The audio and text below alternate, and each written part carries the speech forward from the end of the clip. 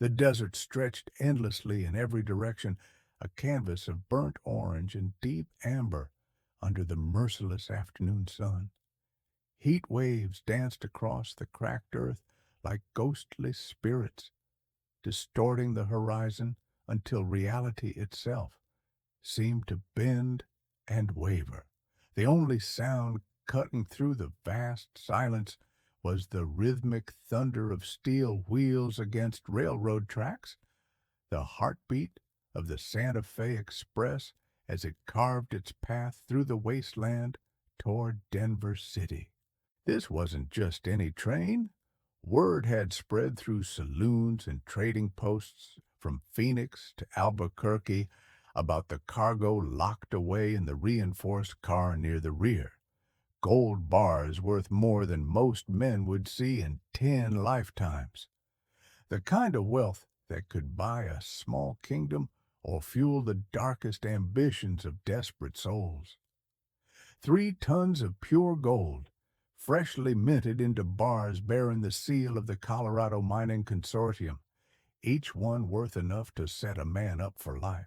The locomotive itself was a marvel of modern engineering, a massive iron beast painted in deep blue with gold trim, its smokestack belching black coal smoke into the crystalline desert air. The Santa Fe Railway had spared no expense on this particular run, knowing that the precious cargo required both speed and security to reach its destination safely. They'd hired additional guards, reinforced the gold car with steel plating, and chosen their most experienced engineer to handle the treacherous mountain passes that lay ahead. Inside the passenger car, the air hung thick with tension and the lingering scent of tobacco smoke. 23 souls swayed with the train's hypnotic motion, each lost in their own thoughts, their own destinations, their own secrets. The car itself was a study in contrasts. Polished brass fixtures gleamed alongside worn leather seats. Crystal chandeliers cast dancing shadows on faces both hopeful and haunted. Businessmen in wrinkled suits clutched leather briefcases containing contracts and correspondence that would shape the future of the growing West. A preacher's wife fingered her prayer beads nervously, her lips moving in a silent supplication for safe passage through the hostile wilderness. 2 grizzled prospectors shared a bottle of whiskey, their weathered faces telling stories of failed claims and endless searching for the motherlode that always seemed to lie just over the next ridge. A traveling salesman displayed his wares to anyone who would listen. Patent medicines and miracle tonics guaranteed to cure everything from consumption to heartbreak. A young woman traveling alone kept her face turned toward the window, hiding tears that spoke of loss and disappointment. An elderly banker counted money with arthritic fingers, his paranoid glances suggesting he trusted no one in this rolling sanctuary. But one passenger stood apart from the rest, a man who seemed to blend into the shadows despite sitting in plain sight. Marcus Stone occupied the corner seat by the window, his worn duster coat pulled tight despite the stifling heat. The coat had seen better days, its leather scarred by wind and weather, bullet holes patched with careful stitching that told their own stories of violence, survived. His weathered hands rested casually on his knees, but those who knew how to look would notice the practiced way his fingers stayed close to the ivory handle of the Colt Peacemaker concealed beneath his coat. The gun was a work of art, perfectly balanced, lovingly maintained, with 17 notches carved into the grip. Each mark represented a life taken in the name of justice, back when justice had seemed like something worth dying for. Stone's steel-gray eyes moved constantly, cataloging every face, every gesture, every potential threat. They were the eyes of a man who'd seen too much death, who'd walked through valleys of violence and emerged scarred but unbroken.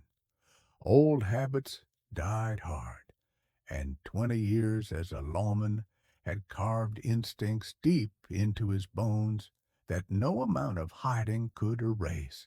His face bore the map of a hard life, crow's feet earned from squinting into desert suns, a scar along his jawline from a knife fight in El Paso, premature gray in his black hair from stress and sleepless nights. At 45, Marcus Stone looked older, worn down by the weight of memories and the burden of a reputation he could never escape. He'd been running from his past for 3 years now, ever since that night in Tombstone when everything went to hell and his badge became a curse instead of a blessing. The memory still haunted his dreams. Sarah Martinez, the woman he'd loved, gunned down by the Clanton gang while he was arresting a drunk cowboy 2 blocks away. Her last words echoing in his mind. Why weren't you there, Marcus? Why couldn't you save me? The questions had eaten at him like acid, driving him to drink, to violence, to a darkness that nearly consumed everything he'd once stood for. The town council had asked for his badge after he'd beaten 3 members of the Clanton gang to death with his bare hands. Not arrested, beaten to death in a cell that was supposed to be secure. Even the other outlaws had been afraid of him by then.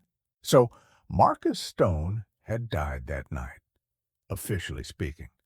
The man who took his place was a drifter, a gambler, a nobody who moved from town to town without leaving ripples in his wake. He'd convinced himself it was better this way. No responsibilities, no innocent lives depending on his protection, no chances to fail the people who trusted him most. The train bucked slightly as it hit a rough patch of track, and Stone's hand instinctively moved toward his weapon. Nothing, just the desert playing tricks with the rails, the heat causing the steel to expand and contract in ways that made the smoothest journey feel like riding a bucking bronco. He forced himself to relax, to remember that Marcus Stone, the former sheriff, was dead and buried in an unmarked grave outside Tombstone. But the desert had other plans, and the desert always collected its debts. Miles ahead, where the tracks curved around a massive red mesa that rose from the wasteland like an ancient monument to forgotten gods, 12 riders waited in the shadow of towering stone formations. They weren't ordinary bandits. These were members of the Crimson Canyon Gang, led by a man whose reputation for violence stretched from the Mexican border to the Canadian territories.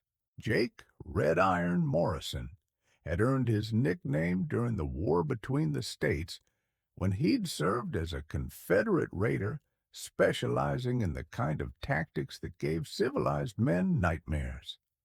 He'd burned Union supply trains, executed prisoners, and left a trail of destruction across 3 states that still sparked conversations in bars and barbershops 20 years later. After the war ended, Morrison had simply transferred his skills to more profitable endeavors. He'd robbed banks from Denver to San Antonio, murdered federal marshals, and built a gang of killers who followed him with the devotion of religious fanatics. They called themselves the Crimson Canyon Gang, after the place where they'd holed up following their most audacious crime, the robbery of a Union Pacific train carrying Army payroll outside of Cheyenne. Morrison sat atop his black stallion, a magnificent animal that seemed to share its rider's taste for violence. The horse's eyes held an intelligence that bordered on human, and its hooves had trampled more than one man who'd underestimated the beast's loyalty to its master. Together, horse and rider presented a picture of barely controlled savagery that made seasoned gunfighters cross streets to avoid confrontation.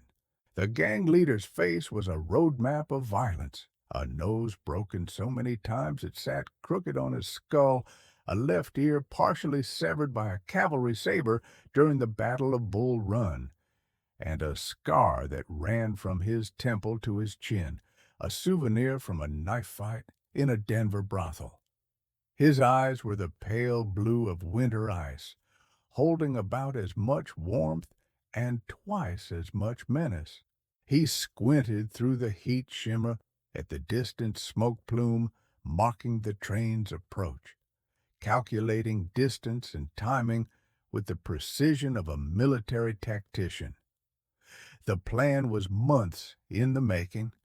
They'd bribed railroad workers for information about the gold shipment, studied every mile of track through the desert, and planted explosives at the perfect spot for maximum destruction.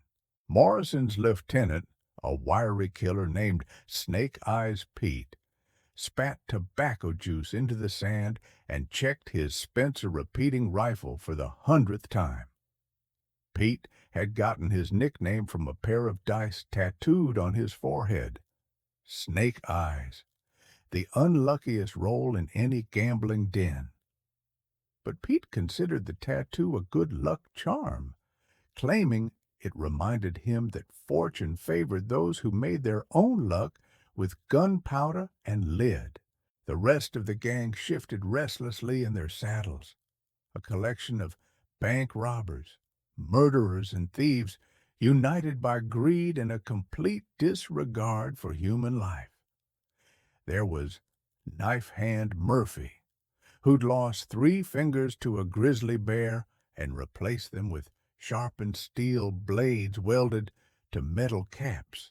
Wild Bill Carver, no relation to the famous gunslinger, but twice as mean and half as smart. The Torino brothers, Miguel and Santos, who'd fled Mexico after murdering a federal judge and his entire family. Each man had his own reason for riding with Morrison, but they all shared the same willingness to kill anyone who stood between them and easy money. They'd robbed 17 trains, burned 4 towns, and left a body count that stretched across the frontier like a bloody banner. The gold on the Santa Fe Express represented the biggest score of their careers, enough wealth to set them all up as kings in Mexico or South America. They'd been planning this job for 6 months, studying the train schedule, mapping every mile of track through the desert, bribing officials for information about security measures. Morrison had even sent 2 of his men to work as laborers on the railroad, gathering intelligence about the gold car's construction and the number of guards assigned to protect it. The train whistle echoed across the wasteland, a lonesome wail that seemed to mourn for what was about to happen. The sound carried for miles in the thin desert air, bouncing off canyon walls and mesas until it created a symphony of mechanical loneliness that spoke of civilization's futile attempt to tame the wilderness. Morrison raised his hand, and his men began moving toward their positions with the fluid coordination of a military unit. They'd rehearsed this operation dozens of times, using a mock-up of the train built in their canyon hideout. Every man knew his role, Every contingency had been planned for. Every possible resistance had been anticipated and countered. Some of the gang members rode toward the dynamite charges already planted on the rails, hidden beneath false railroad ties that looked identical to the real ones. Others positioned themselves to handle any survivors who might crawl from the wreckage. A few held back to deal with the horses and pack animals they'd need to carry the gold across the desert to their secret canyon stronghold. The charges themselves were works of destructive art. 30 pounds of dynamite placed at precisely calculated intervals to lift the rails and ties into the air while creating a gap too wide for even the most skilled engineer to bridge. Morrison had learned the technique from a demolitions expert during the war, a mad genius named Professor Killian, who could bring down bridges, buildings, and entire mountainsides with scientific precision. Back on the train, Stone felt the familiar tingle at the base of his skull that had saved his life more times than he could count. It wasn't anything he could put into words, just a sensing that something was fundamentally wrong with the world around him. The feeling had nothing to do with the landscape outside or the other passengers around him. It was deeper than that, more primal. The kind of premonition that came from years of dancing with death and learning to read its approaching footsteps. He'd first experienced the sensation as a young deputy in Abilene, minutes before a gang of rustlers had tried to ambush him outside the town limits. The feeling had saved his life that day and countless times since, a supernatural early warning system that seemed to activate whenever violence was preparing to erupt in his vicinity. Stone studied the other passengers more carefully, looking for signs that others might be sensing the same undefined threat. The businessman kept checking his pocket watch and wiping sweat from his brow despite the adequate ventilation from the car's open windows. His hands shook slightly as he fumbled with the timepiece, and his eyes darted nervously toward the other passengers as if expecting one of them to suddenly reveal hostile intentions. The preacher's wife had stopped fingering her prayer beads and was staring out the window with wide, frightened eyes. Her lips moved silently, but Stone could read the words from long practice with terrified witnesses and victims. She was praying for protection, for deliverance from evil, for the strength to face whatever darkness was approaching through the desert heat. Even the drunk prospectors had gone quiet, their shared bottle forgotten as they gazed out at the passing landscape with expressions of growing unease. Men who'd spent decades in the wilderness developed the same survival instincts as wild animals, and something in the desert was making them nervous enough to ignore free whiskey. The traveling salesman had stopped his endless patter about miracle cures and patent medicines. His sample cases sat forgotten at his feet while he cleaned his glasses with obsessive repetition, as if clearer vision might reveal the source of his growing anxiety. The young woman had turned away from the window entirely, pressing herself back into her seat as though trying to become invisible. Stone's muscles coiled like springs wound too tight. Every instinct screamed danger, but there was nowhere to run, nowhere to hide. He was trapped in a metal box, hurtling through hostile territory toward whatever waited in the shimmering heat ahead. The irony wasn't lost on him. After 3 years of running from his reputation, he was about to face a situation that would require every skill Marcus Stone had ever possessed. The train began to slow slightly as it approached the curve around the mesa, the engineer following standard safety protocols for navigating the sharp turn. The locomotive's whistle sounded again, two long blasts that served as both warning and farewell. In the passenger car, conversations died as people instinctively sensed that something momentous was about to happen. Stone checked his weapons one final time. The Colt Peacemaker rode easy in its holster, loaded with 6 rounds of .45 caliber death. A backup revolver, a smaller Smith & Wesson .38, was concealed in a shoulder holster beneath his coat. A Bowie knife with a 10-inch blade hung from his belt, its edge honed to razor sharpness. In his boot, a 2-shot Derringer provided a final option if everything else went to hell. The ammunition in his pockets represented 20 years of careful selection and testing. Each cartridge was hand-loaded with premium powder and carefully weighted bullets designed to stop a man permanently with a single hit. Stone had learned long ago that in gunfights, there were no second chances and no awards for finishing second. The explosion, when it came, sounded like the wrath of God himself unleashed upon the earth.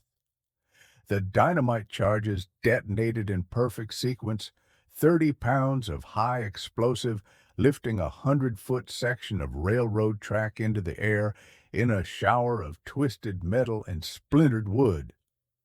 The blast created a crater 10 feet deep and 20 feet wide, completely obliterating the roadbed and leaving a gap that no locomotive could possibly bridge. The Santa Fe Express hit the destroyed section at 40 miles per hour, and the laws of physics took over with devastating efficiency. The massive locomotive, weighing over 60 tons when fully loaded with coal and water, pitched forward and to the right as its front wheels found nothing but empty air where railroad tracks should have been. The great iron beast seemed to hang suspended for a moment, defying gravity through sheer momentum, before crashing down into the crater with the sound of 1,000 church bells ringing in hell. Steam exploded from ruptured boilers as superheated water met the cooler air of the desert evening. The locomotive's whistle shrieked one final time before metal twisted and pipes shattered, silencing the voice forever.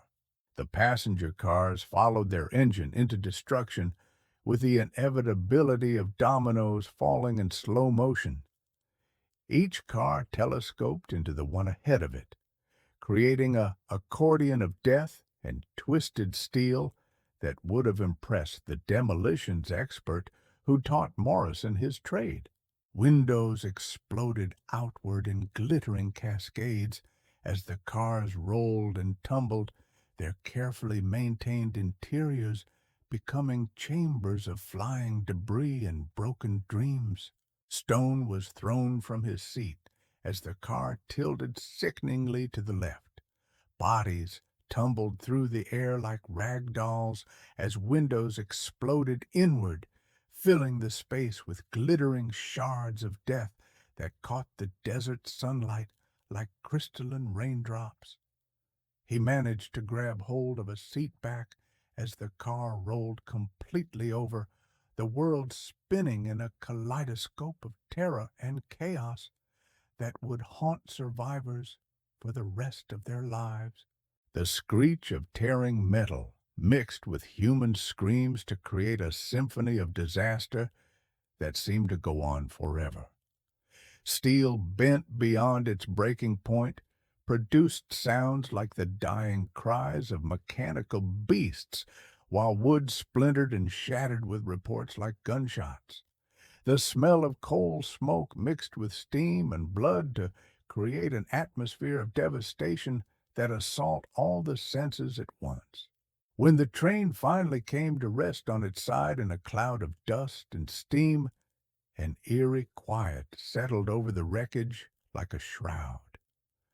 The desert wind stirred through the twisted metal, creating whispers and sighs that sounded almost human in the gathering dusk.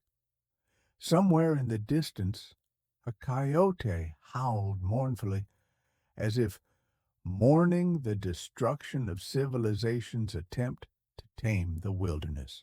Stone found himself hanging upside down, held in place by a twisted piece of overhead baggage rack that had somehow become wedged across his chest like an iron bar.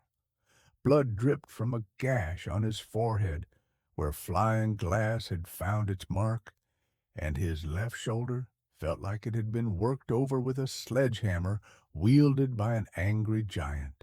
The taste of copper filled his mouth, and he could feel warm wetness spreading across his ribs where other injuries were making themselves known. But he was alive, conscious, and still capable of movement, which was more than could be said for many of his fellow passengers. Around him, the passenger car had become a tomb of twisted metal and broken dreams. Some passengers were clearly dead, their bodies bent at impossible angles that no living person could achieve. Others moaned softly in the gathering dusk, crying for help that might never come, their voices mixing with the settling sounds of cooling metal and escaping steam.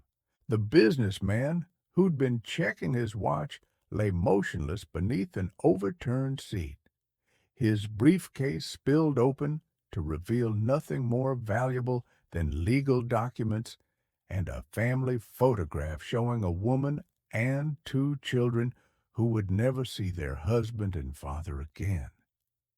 His gold pocket watch had stopped at 4:47, marking the exact moment when time had run out for the Santa Fe Express. Stone forced himself to focus through the pain and disorientation that threatened to drag him into unconsciousness. Years of violent encounters had taught him to compartmentalize injury, to function despite damage that would incapacitate ordinary men. The attack had been planned, professional, executed with military precision. This wasn't random violence or opportunistic robbery. Someone had wanted this train stopped badly enough to risk multiple murders and federal investigation. The gold. It had to be about the gold. 3 tons of precious metal was worth killing for, worth the kind of elaborate planning and precise execution he'd just witnessed, which meant the people responsible weren't finished with their work. They'd be coming to collect their prize, and anyone who'd survived the crash would be considered loose ends to be tied up permanently. He worked himself free from the debris with careful movements designed to avoid further injury. Every motion sent fresh waves of pain through his battered body. But Stone had learned to use pain as fuel rather than allow it to be a limitation. The Colt was still in its holster, somehow having stayed put through the crash and roll. His backup weapons were also secure, suggesting that luck hadn't entirely abandoned him. Stone began checking on the other survivors, moving through the wreckage with the systematic efficiency of a man trained to deal with disaster. The preacher's wife was conscious, but trapped beneath a fallen beam, her left arm clearly broken, but her spirit undiminished. She tried to smile when she saw Stone approaching, as if his presence alone was enough to restore her faith in divine protection. One of the prospectors had broken his leg, but was trying to dig his partner out of the wreckage with single-minded determination that spoke of a friendship forged in shared hardship.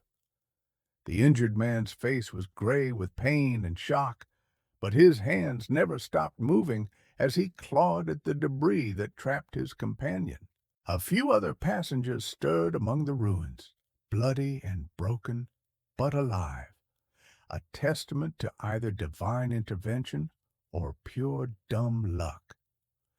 The young woman who'd been crying earlier was semi-conscious, a nasty cut on her scalp bleeding freely, but not appearing to be life-threatening. The elderly banker was awake and alert, though his right leg was twisted at an angle that suggested serious fractures. Outside the overturned car, Stone could hear voices approaching, hard voices speaking in clipped, efficient tones, the kind of voices he'd heard in 100 confrontations with men who killed for money and slept soundly afterward. The bandits were coming to finish what they'd started, to collect their gold and eliminate any witnesses who might identify them to federal investigators. He crawled toward the shattered window, staying low and moving carefully to avoid making noise that might give away his position. Through the twisted metal framework, he could see riders approaching the wreck in a formation that spoke of military training and combat experience. 12 men on horseback, spread out in a professional search pattern designed to cover maximum ground while providing mutual support. They weren't celebrating or whooping like typical train robbers might after pulling off such a spectacular heist. These were killers going about their business with cold, methodical precision. Professionals who understood that the real work began after the explosion, when survivors had to be located and eliminated before they could cause problems. The leader was immediately identifiable, riding slightly ahead of his men on a magnificent black stallion that seemed to share its master's appetite for violence. He was a big man with shoulders like an ox and hands that looked capable of strangling a grizzly bear. His face looked like it had been carved from granite with a dull knife, all sharp angles and harsh planes that suggested a complete absence of human compassion. A long scar ran from his left ear to the corner of his mouth, giving his features a permanent sneer that made him look like he was perpetually disappointed in the world's failure to provide him with sufficient opportunities for violence. His pale eyes swept the wreckage with the cold efficiency of a predator, cataloging potential threats and easy prey. Stone recognized the type immediately, a man who'd built his reputation on violence and maintained it through fear and intimidation. The kind of outlaw who didn't just rob his victims, but enjoyed making them suffer first, who found pleasure in the terror he could inspire with nothing more than a glance. The gang leader gestured to his men with casual authority, dividing them into teams to search each car systematically. His hand signals were precise and professional, suggesting military training that had been corrupted and turned to criminal purposes. These weren't desperate men driven to crime by circumstances. They were professionals who had chosen evil as a career path. The scream that came from the direction of the locomotive confirmed Stone's worst fears about their intentions. Someone had survived the crash up front, probably the engineer or fireman, and the bandits were making sure they regretted living through the explosion. The sound cut through the desert air like a knife, filled with such agony that even the coyotes fell silent in response. 3 of the killers approached the passenger car where Stone was hiding.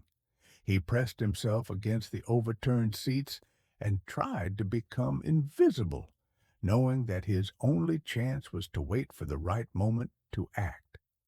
The Colt was ready in his hand, but facing 12 armed men in open ground would be suicide no matter how fast he was or how accurate his shooting. The first bandit climbed through the shattered window, his boots crunching on broken glass with casual disregard for stealth. He was a thin man with dead fish eyes and hands that moved like striking snakes, suggesting a familiarity with violence that went far beyond simple robbery. A pair of matched Colt 45s rode low on his hips in tied-down holsters, and the way he carried himself suggested he knew how to use them.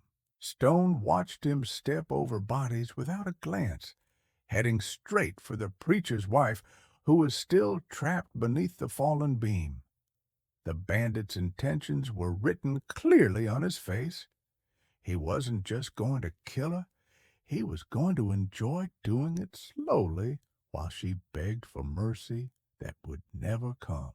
"Well, well," the killer said, his voice carrying a southern drawl thick as molasses and twice as poisonous. "Looks like we got ourselves a survivor. Pretty little thing, too.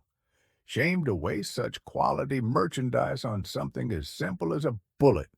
The woman tried to speak, but only managed a terrified whimper as the bandit knelt beside her. His hand moved to the knife on his belt, a wicked-looking blade with a bone handle worn smooth by years of use. The weapon had obviously seen plenty of action, its steel darkened by stains that suggested it had tasted blood many times before. Stone had seen enough. Some lines couldn't be crossed, even if crossing back meant certain death. There were worse things than dying and letting innocent people suffer when he had the power to stop it, was at the top of that list. Marcus Stone might have been officially dead for 3 years, but the man he'd been couldn't watch evil triumph while he had breath in his body and bullets in his gun. He moved with the fluid efficiency of a man who'd faced death so many times it had become an old acquaintance rather than a fearsome enemy. The Colt cleared leather in a single smooth motion as he rose from his hiding place behind the overturned seats. His first shot took the bandit in the chest, spinning him around and dropping him beside the woman he'd been about to torture. The 45 caliber bullet punched through the killer's ribs and exploded his heart like a ripe melon. He was dead before he hit the ground, his knife clattering away into the debris as his nerveless fingers lost their grip on the bone handle. Blood spread across the floor of the overturned car, mixing with the sand that had blown in through the broken windows. The second bandit was climbing through the window when Stone's second bullet caught him in the throat, nearly decapitating him and sending his body tumbling backward through the opening. His rifle clattered to the ground outside, unfired and useless. 2 down, 10 to go, but the odds were still overwhelmingly against the lone gunman trapped in the wreckage. The third man had better reflexes than his companions and dove for cover behind an overturned seat when the shooting started. He was smarter, too, keeping his head down and calling for backup rather than trying to face the mysterious gunman alone. His voice carried clearly through the evening air, alerting the rest of the gang that their easy cleanup operation had suddenly become a firefight. "We got trouble in here," the surviving bandit yelled to his companions outside. "Professional gun. This ain't no ordinary passenger." Stone smiled grimly at the assessment. Professional.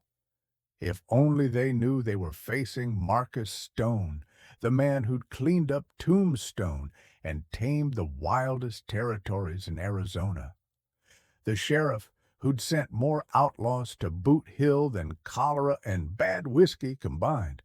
But that was another life, and Marcus Stone was supposed to be dead and buried in an unmarked grave. The response from outside came swiftly and with overwhelming force. Rifles began barking from multiple positions around the overturned car, filling the interior with flying lead and splinters of wood. Stone kept his head down and counted muzzle flashes through the broken windows. 8 more shooters spread out in a rough semicircle around the passenger car to prevent any escape attempts. They had him pinned down like a rat in a trap, but they also had him angry. And an angry Marcus Stone was a dangerous thing indeed. He'd faced worse odds in his career. The Clanton gang outside Tombstone, the Riverside Kid and his crew in El Paso, the Apache renegade named Broken Arrow, who terrorized the territory for 2 years before Stone tracked him down and ended his reign of terror. He waited for a lull in the firing, then called out in a voice that carried all the authority his badge used to represent. The words seemed to echo across the desert, carrying 20 years of experience in dealing with men who thought they were above the law. I know what you're after, and I know you're not getting out of here alive if you keep this up. Walk away now, and maybe some of you live to see another sunset. The response was a burst of harsh laughter from the gang's leader, a sound like broken glass being ground underfoot. Morrison's voice carried easily across the wreckage, filled with the casual confidence of a man who'd never met a problem he couldn't solve with sufficient applications of violence. Big talk from a dead man hiding in a pile of scrap metal. You killed 2 of mine, stranger, and that's going to cost you more than you can afford to pay. Now, I'm going to make you watch while we have some fun with these passengers before we put you all out of your misery. More screaming came from other parts of the wreckage, confirming Stone's worst fears about their intentions. The bandits weren't just after the gold, they were enjoying the terror and suffering they could inflict on helpless victims.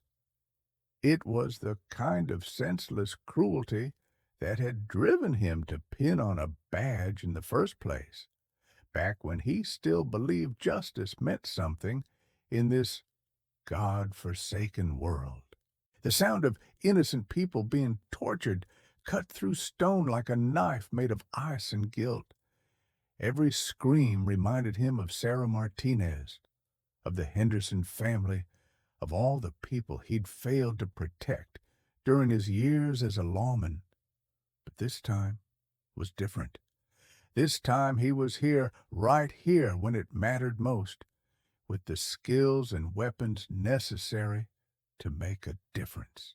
He checked his ammunition with practiced efficiency. 4 shots left in the Colt, plus a full box of shells in his coat pocket if he could find time to reload under fire. The backup .38 was fully loaded, and the Derringer in his boot provided 2 more rounds if everything went to hell. Not great odds against 8 seasoned killers, but Marcus Stone had faced worse and lived to tell about it. The key was making every shot count and using the terrain to his advantage. The passenger car had come to rest against a large boulder, creating a natural fortification on one side that would protect his back from flanking attempts. If he could work his way to the rear of the car, he might be able to use the dining car's wreckage for additional cover and perhaps gain a better angle on his attackers. Stone began moving through the debris with the careful precision of a man who understood that a single mistake would mean death for him and everyone else trapped in the wreckage. He used the overturned seats and scattered luggage to mask his progress, pausing frequently to listen for movement outside that might indicate the bandits were trying to surround his position. Behind him, the preacher's wife had managed to work herself partially free from the fallen beam and was trying to help the injured prospector. Other survivors were stirring throughout the car, realizing that their only chance of living through this nightmare was the mysterious stranger with the gun who decided to make a stand against impossible odds.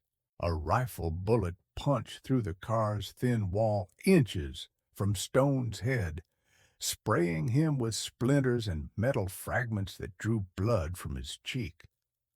The bandits were getting bolder, moving closer to the wreckage as they prepared for a final assault that would overwhelm his defenses through sheer numbers and firepower. Time was running out faster than water through a broken dam.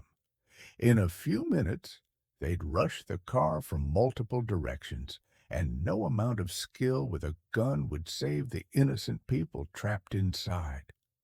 Stone had to take the fight to them, had to become the hunter instead of the hunted.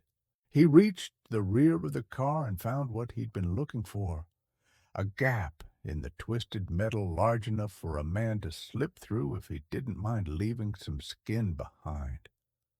Beyond it lay the dining car, overturned and partially buried in sand, but still intact enough to provide cover for a flanking maneuver. If he could reach the dining car without being seen, he might be able to work around behind the bandits' position and catch them from an unexpected angle. It was a desperate plan with little chance of success, but desperation had been his constant companion for 3 years now, and he'd learned to make it work for him instead of against him. Stone took a deep breath and committed himself to movement with the finality of a man stepping off a cliff. He slipped through the gap like smoke, ignoring the metal edges that tore at his clothes and skin. Rolling under the dining car's overturned frame just as rifle fire erupted from his former position. He found temporary sanctuary in the narrow space between the car and the desert sand. The bandits had rushed the passenger car only to find their quarry had vanished like a ghost in the night. Their angry shouts and confused questions told Stone his maneuver had worked, at least temporarily. But professional killers adapted quickly to changing circumstances, and it wouldn't take them long to figure out where he'd gone. From his new position, Stone could see 3 of the killers clearly through gaps in the dining car's twisted frame. They were bunched together near the front of the passenger car, arguing in harsh whispers about where the mysterious gunman might have disappeared, perfect targets for a man who'd spent 20 years learning how to make impossible shots in desperate situations. But he needed to make this count. 3 shots, 3 kills, and then he'd have to reload under fire while the remaining 5 bandits tried to pin down his new location. The margin for error was non-existent. Miss even 1 shot, and the return fire would turn his hiding place into a metal coffin. Stone steadied the Colt against a piece of twisted frame and took careful aim at the closest bandit. The man was young, probably no more than 25, with the kind of face that might have been handsome if it hadn't been twisted by cruelty and greed. He wore his guns low and tied down, suggesting he fancied himself a fast-draw artist. The .45 caliber bullet took him in the center of his chest, punching through his ribs and spine before exiting in a spray of blood and bone fragments. He dropped like a marionette with cut strings, his fancy guns never clearing leather. One down. Stone shifted his aim to the second target without waiting to see the first man fall. This killer was older, more experienced, already diving for cover when he heard the gunshot. But experience couldn't outrun a well-aimed bullet, and Stone's second shot caught him in the side of the head as he tried to reach safety behind an overturned luggage cart. The third bandit was the smartest of the group, already moving and firing when Stone's gun swung toward him. His rifle bullet came close enough to part Stone's hair, but close only counted in horseshoes and hand grenades. Stone's third shot took the man in the shoulder, spinning him around and sending his rifle flying into the gathering darkness. The wounded bandit tried to draw his sidearm with his good hand, but Stone was already moving, rolling out from under the dining car as return fire began chewing up the ground where he'd been lying. He came up behind the locomotive's overturned tender, ejecting spent shells and thumbing fresh cartridges into the Colt cylinder with movements so practiced they seemed automatic. "Son of a bitch!" Morrison's voice carried clearly across the wreckage, filled with a rage that promised terrible retribution for anyone who fell into his hands. He got snake eyes, and both the Morrison boys spread out. "Find that bastard and bring me his head." 5 left, Stone calculated as he pressed his back against the tender's iron plating. The leader and 4 others, probably getting nervous now that their easy score had turned into a running gunfight with a professional who knew how to use cover and make every shot count. Men like these were used to having overwhelming advantages, superior numbers, the element of surprise, helpless victims cowering in fear. When the tables turned and they found themselves facing someone who shot back with deadly accuracy, they often made mistakes born of frustration and wounded pride. The trick was staying alive long enough to capitalize on those errors while protecting the innocent people who depended on him for survival. The mistake came sooner than Stone had hoped, and it was exactly the kind of tactical blunder he'd been waiting for. One of the bandits, a young hothead with more courage than sense, decided to charge the locomotive on his own, rather than wait for coordinated support from his companions. Pride and testosterone made men do stupid things, especially when their reputation as hardened killers was being challenged by a lone gunman. He came around the tender fast and low, rifle ready and finger on the trigger, expecting to catch Stone reloading or tending to wounds like any normal person would be doing after surviving a train wreck and multiple gunfights. Instead, he found himself staring down the barrel of a Colt Peacemaker, held by a man who'd forgotten more about close-quarters combat than the kid would ever learn.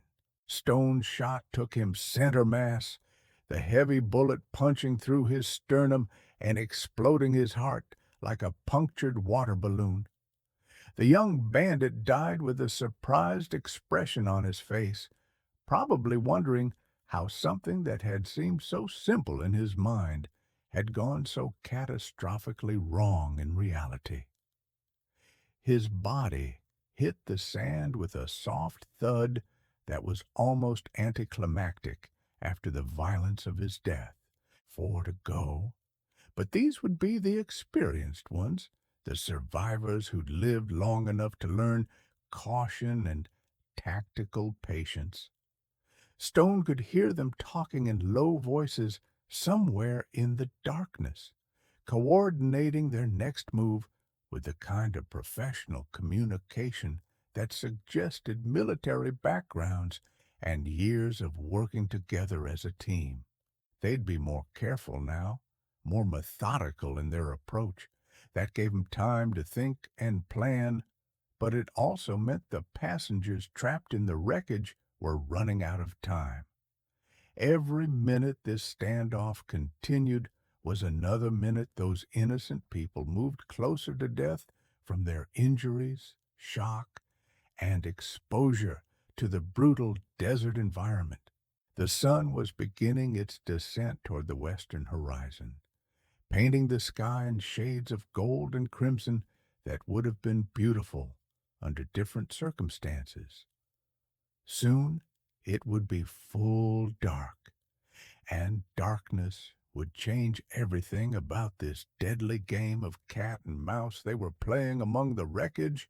The bandits would have the advantage of numbers and local knowledge, but Stone would have 20 years of experience fighting in conditions where a single mistake meant death, and there were no second chances for the careless or unlucky. He'd learned to use darkness as an ally, to move without sound and strike without warning from angles his enemies never expected. Movement caught his eye near the gold car, confirming his suspicions about the gang's priorities. Two of the remaining bandits were working on the reinforced doors with crowbars and what looked like more dynamite, trying to break into the treasure vault while their companions kept Stone pinned down and distracted. Smart tactics from a professional outfit. Complete the primary mission while dealing with unexpected resistance as a secondary consideration. Morrison wasn't just brutal and violent. He was an experienced military commander who understood the importance of maintaining focus on strategic objectives even when tactical situations became complicated. The gold car had been built to withstand everything from Indian attacks to natural disasters, its walls reinforced with steel plating and its doors secured with locks that would have challenged a bank vault. But enough dynamite could open anything, and the bandits clearly had plenty of explosives left over from derailing the train. Stone realized he was facing a choice that would define whatever remained of his life, however short that might turn out to be. He could wait for full darkness, then try to slip away into the desert under cover of night. Disappear back into the anonymity he'd worked so hard to achieve over the past 3 years. Let the bandits take their gold and leave the survivors to whatever mercy they might show. It would be the smart play, the safe play, the kind of decision that had kept him alive during his years of running from his reputation and the ghosts of people he'd failed to save. Marcus Stone was officially dead, and there was no law that said he had to resurrect himself just because innocent people were in danger. But then he heard the preacher's wife crying softly in the wreckage behind him, and suddenly the choice wasn't a choice anymore. The thought of those innocent people depending on his protection brought back memories he'd tried to bury deeper than any grave. Sarah Martinez, the woman he'd loved, gunned down by outlaws while he was pursuing a different gang in the opposite direction.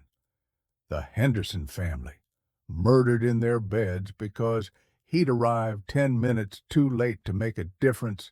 All the people he'd failed to save because he couldn't be everywhere at once, couldn't stop every evil that crawled across the desert like a plague seeking victims.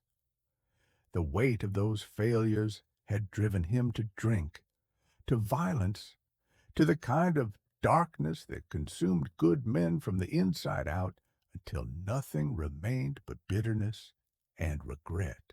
But he was here now, right now, when it mattered most. Not chasing ghosts or pursuing leads that led nowhere, but standing between evil and innocence with the skills and weapons necessary to make a difference. This was what he'd trained for, what he'd lived for during his years as a lawman. Stone made his choice with the same cold finality he'd once brought to every decision as a sheriff. The past was full of failures and regrets, but the present offered a chance for redemption. These people needed a protector, and Marcus Stone was going to give them one last ride against the darkness. He began moving through the wreckage with renewed purpose, using every piece of cover to work his way toward the gold car where two bandits were preparing to blast their way to fortune. They were focused on their work, confident that their remaining companions had the mysterious gunman pinned down and neutralized as a threat. They were about to learn the difference between a desperate survivor and a man who decided to stop running from who he used to be. The first bandit never saw death approaching through the gathering dusk. Stone appeared behind him like a vengeful ghost, moving with the silent efficiency he'd perfected during years of hunting men who killed for pleasure and profit. The colt spoke once, its voice carrying across the desert like a final judgment, and the bandit pitched forward into the sand without making a sound. His partner spun around at the gunshot, eyes wide with surprise and fear as he tried to process what had just happened. His hand moved toward the rifle leaning against the gold car, but Stone was already there, covering the distance between them in three quick strides that ate up ground like a hunting wolf, closing on wounded prey. The second shot caught the bandit in the shoulder, spinning him away from his weapon and sending him crashing into the side of the reinforced car. He tried to draw his sidearm with his good hand, but Stone was on him before he could clear leather, and the Colt's barrel opened a gash across his skull that dropped him to his knees in the sand. "Where's your boss?" Stone's voice carried all the cold authority he'd once used to interrogate killers and thieves, the tone of a man who'd seen every kind of evil and wasn't impressed by any of it. "How many more of you are there?"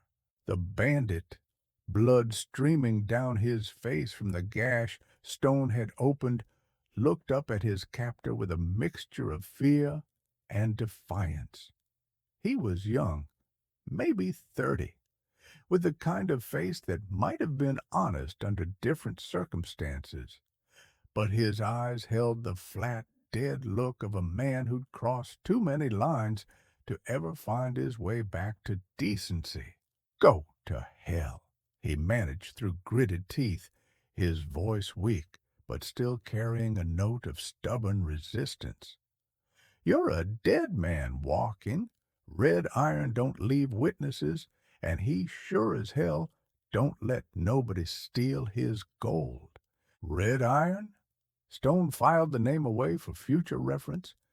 Jake Morrison, also known as Red Iron Morrison, one of the most wanted men in the territories, a Confederate raider turned outlaw with a reputation for violence that stretched from Mexico to Canada. The kind of man federal marshals hunted with posses and prayers. "That's right," the wounded bandit continued, misreading Stone's interest as fear. "Jake Morrison himself, with what's left of the Crimson Canyon gang. You killed some good men tonight, stranger, and Red Iron's gonna make you pay for every one of them before he puts you in the ground permanent-like." Stone's second blow with the gun barrel put the bandit down for good, silencing his threats and boasts permanently. He'd heard enough to know what he was facing, not just random train robbers, but organized criminals with the kind of resources and connections that made them extremely dangerous even when their numbers were reduced. Two left now, Morrison himself and one other survivor, from what had once been a 12-man gang. But these would be the most dangerous opponents of all, the leaders and veterans who'd survived this long by being smarter, faster, and more ruthless than their enemies. The final confrontation was coming, and it would determine whether the innocent passengers lived or died. Stone checked his ammunition with practiced efficiency. 3 shots left in the Colt, plus spare cartridges in his coat pocket and the fully loaded .38 in his shoulder holster. The Derringer in his boot provided a final option if everything else went to hell. Not ideal odds for facing 2 experienced killers, but he'd worked with worse during his years as a lawman. The overturned baggage car provided perfect cover for the showdown he knew was coming. Stone positioned himself where he could watch both approaches to the gold car while keeping the bulk of the heavy car between himself and any incoming fire. The desert was growing darker by the minute, and shadows were beginning to stretch across the wreckage like fingers of approaching night. Somewhere in the darkness, Morrison and his last surviving follower were planning their final assault. They'd be angry now, desperate to complete their mission and escape before federal marshals arrived to investigate the destroyed train. Desperation made men dangerous, but it also made them careless, and careless men made mistakes that got them killed. The attack, when it came, was executed with the kind of professional coordination that spoke of years working together in life or death situations. Morrison approached from the east, using the passenger car wreckage for cover as he worked his way closer to Stone's position. His lieutenant circled wide to the west, trying to get behind the baggage car for a flanking shot that would end the standoff quickly. Stone let them get close, controlling his breathing and heart rate with techniques learned during years of similar confrontations. Patience was everything in a situation like this. Rush the shots, and he'd miss at least one of them. Miss, and innocent people would die while he tried to reload under fire from multiple directions. He could hear them moving now, boots scraping on gravel and twisted metal as they closed the distance. Morrison was good, moving with the kind of stealth that came from years of avoiding detection by lawmen and soldiers. But Stone had been hunting men like Morrison since before the war, and he could read the subtle signs that marked a predator's approach. The gang leader made his move first, breaking cover to rush the baggage car with his rifle blazing and his voice raised in a Confederate war cry that had probably terrified Union soldiers 20 years earlier. He was a big man, built like a bull and twice as dangerous, with a kind of raw physical presence that had probably intimidated 100 victims into surrender. But Marcus Stone wasn't intimidated by size, reputation, or war cries. He'd faced bigger men, badder men, and men with more to lose than Jake Morrison. His first shot took the charging outlaw high in the chest, staggering him, but not dropping him immediately. Morrison kept coming, his face twisted with pain and rage, his finger still working the trigger of his rifle. The second shot punched through Morrison's heart and dropped him face first into the sand 10 feet from where Stone was crouched. The outlaw leader hit the ground hard and didn't move again. His reign of terror ended by a bullet fired in defense of innocent lives. But the lieutenant was smarter than his boss, using Morrison's charge as a distraction to get within pistol range of Stone's position. When Stone turned to engage the second threat, the surviving bandit was already there. his Colt 45 leveled and ready to fire with the kind of steady hands that came from years of practice. For a heartbeat that lasted forever, the two men faced each other across the wreckage-strewn sand. Professionals recognizing each other across the divide between law and lawlessness, understanding that only one would walk away from this moment. Stone could see it in the other man's eyes, the same cold calculation he'd seen in mirrors during his years as a sheriff. The bandit was good, maybe even fast enough to have been a lawman himself under different circumstances. His draw was smooth and professional, his aim steady, despite the adrenaline and fear that must have been coursing through his system. But good wasn't good enough when facing Marcus Stone at close range. They fired simultaneously, muzzle flashes lighting up the desert dusk like deadly fireworks.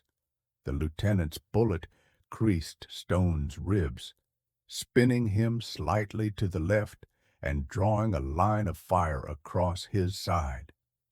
Stone's shot, fired instinctively as he was hit, caught the bandit in the throat and dropped him where he stood. Silence settled over the desert like a burial shroud, broken only by the distant sound of wind moving through the wreckage and the soft moans of injured passengers who were still alive in the twisted remains of the Santa Fe Express.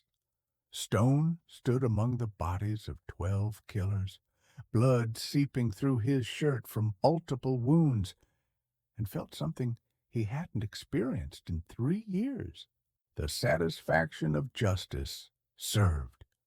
The knowledge that evil had been stopped, that innocent lives had been saved, that the badge he'd once worn with pride still meant something, even when it existed only in his heart and memory. But the job wasn't finished yet. The passengers were still trapped in the wreckage, still needed help if they were going to survive the desert night and live to see rescue arrive.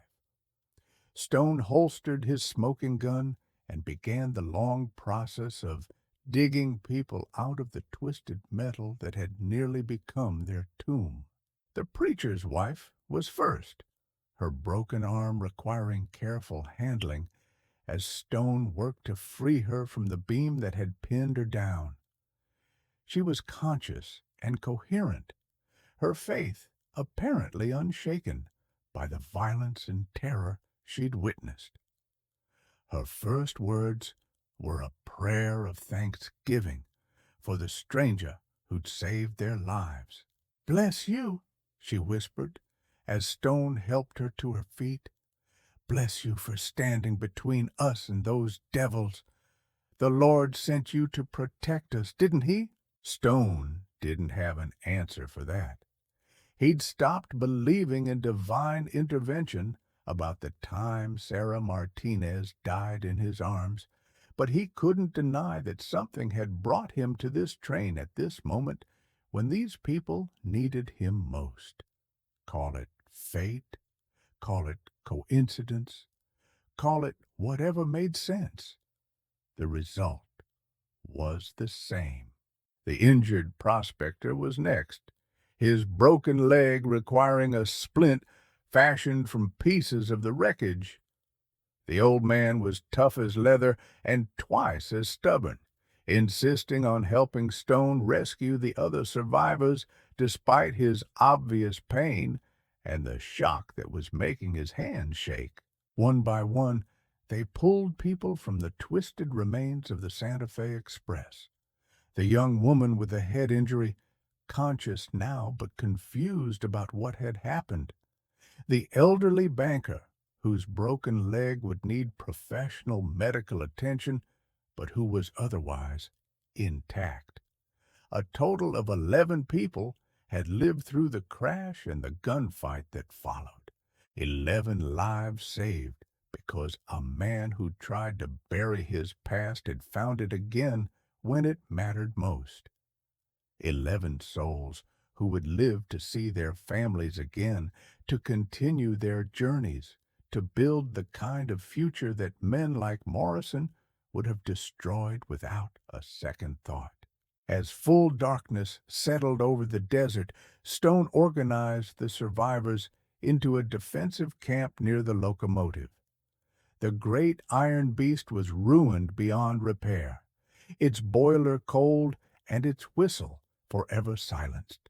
But its bulk provided shelter from the desert wind and a psychological barrier against the vast emptiness that surrounded them.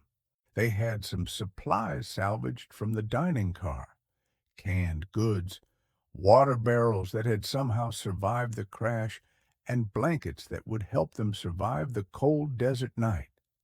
Stone distributed weapons taken from the dead bandits, teaching the able-bodied survivors how to use them in case other predators were drawn to the wreckage. The railroad would send a rescue train within 24 hours when the Santa Fe Express failed to arrive in Denver on schedule. Telegraph lines would carry word of the disaster, and search parties would follow the tracks until they found the wreckage and its survivors. They just had to live through one night in the desert, and Stone would make sure they did. The preacher's wife approached him as he sat cleaning his rifle by the light of a small fire they'd built from wreckage. The flames danced across his weathered features, highlighting the scars and lines that told the story of a hard life lived on the edge of violence. She studied his face for a long moment before speaking. "What do we call you, mister? After what you did for us tonight, seems like we ought to know your name." Stone looked up at her, then at the other survivors gathered around the fire. Good people who'd been in the wrong place at the wrong time, saved by a man who'd been running from the right thing for too long. They deserved the truth, or at least as much of it as he could give them. "Name's Marcus Stone," he said quietly, his voice carrying across the desert night like a confession. "I used to be a sheriff long time ago." "Well, Sheriff Stone," the woman said, using the title naturally as if it had never left him, "I reckon you still are. Badge or no badge, you're still the law when the law's needed most." Stone nodded slowly, accepting the weight of who he'd always been, who he could never stop being, no matter how far he ran or how deeply he tried to bury the past. The desert stretched endlessly around them, full of dangers and opportunities, challenges and chances for redemption that he'd been blind to during his years of running. But for the first time in 3 years, Marcus Stone wasn't running anymore. The man who'd tried to die in Tombstone had been reborn in the wreckage of the Santa Fe Express, tempered by fire and proven by violence. The badge might be gone, but the man who'd worn it with honor was still alive. The next morning dawned clear and bright, the desert sun rising over the eastern mountains like a promise of hope renewed. The rescue train's whistle echoed across the wasteland as Stone had predicted, its sound carrying news of salvation to the survivors who'd made it through the long, cold night. As the rescue workers pulled the survivors from their makeshift camp, Stone made a decision that would define the rest of his life. He wouldn't be getting on that train to Denver. There were other towns out here that needed protection, other people who deserved to sleep safely in their beds without fear of the kind of evil that had nearly destroyed the Santa Fe Express. The desert had taught him something during that long, blood-soaked day and bitter cold night. You can't outrun who you are, and sometimes who you are is exactly what the world needs most. Marcus Stone had tried to die, but the desert had brought him back to life when innocent people needed him most. The railroad officials wanted statements, descriptions of the attackers, detailed accounts of how one man had managed to kill 12 seasoned outlaws and save 11 innocent lives. Stone gave them enough information to close their files and satisfy their insurance investigators, but he kept the important truths to himself. Some stories were too personal to share with strangers, too sacred to turn into official reports filed away in bureaucratic cabinets. What had happened in the desert would live in the memories of the survivors, in the gratitude of families who would see their loved ones again, in the satisfaction of knowing that justice had been served when it mattered most. As the rescue train pulled away, carrying the survivors toward safety and new lives, Stone stood beside his horse in the morning sun. The animal had belonged to one of the dead bandits, a fine sorrel gelding with good lines and better instincts. It would carry him faithfully across the desert toward whatever destiny waited beyond the horizon. He studied the endless expanse of wilderness that stretched before him, seeing it with new eyes. Somewhere out there, trouble was brewing in forms he couldn't imagine. Innocent people were facing dangers they couldn't handle alone. Evil was planning its next assault on everything decent and good in the world, and Marcus Stone would be ready. The last train had carried away his past, but the desert promised a future where justice still meant something, where a fast gun in the right hands could make the difference between hope and despair. He'd spent 3 years running from his responsibilities, but now he was ready to embrace them again. Stone mounted his horse and rode toward the rising sun, leaving behind the wreckage of the Santa Fe Express and the bodies of 12 men who'd learned too late that some people can't be intimidated, can't be bought, and won't back down when innocent lives hang in the balance. The desert swallowed him like a ghost returning to its natural element, but his legend was just beginning.